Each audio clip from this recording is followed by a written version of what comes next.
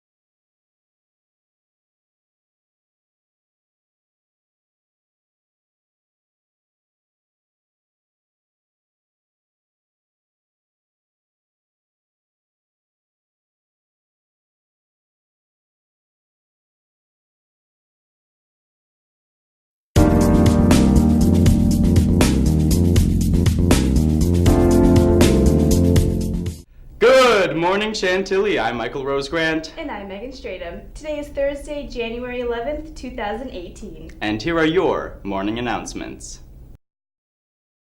Today is an A day with LS5 and CT. There will be a positivity project lesson on perseverance in LS. Tomorrow is a B day. There will be a meditation club meeting after school today in room 136. Snacks will be provided.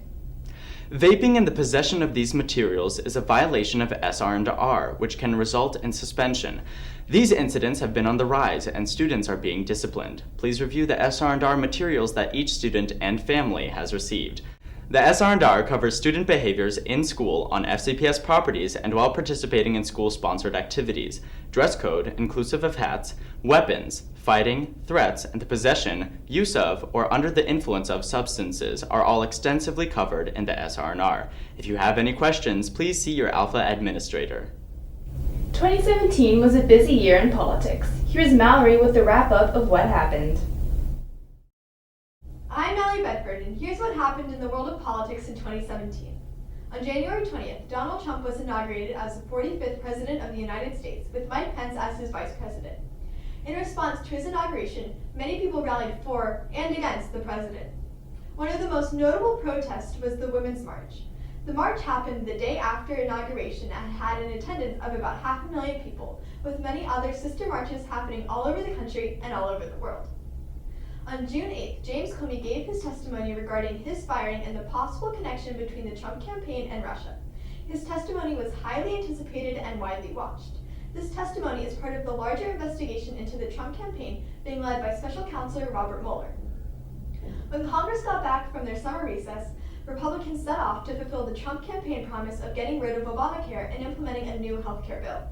After several attempts to pass legislation, the Republican plan to repeal was ultimately ended by a decided vote by Senator John McCain against his party's legislation. After a wave of women came forward with accusations of sexual misconduct on Capitol Hill, Senator Al Franken, Representative John Conyers, and Representative Trent Franks have all resigned from Congress. On December 1st, the Republican tax plan was passed in the Senate. The new plan cuts the corporate tax rate, gets rid of the individual mandate in Obamacare, and increases the standard deduction, while it takes away many of the itemized deductions. This has been Mallory Bedford with your political update. Now back to you. Thanks, Mallory. Well, that's all we have for you today, Chantilly. This has been Michael Rosegrant. And Megan Strydom, reminding you to stay positive and have a great day. And we'll see you tomorrow.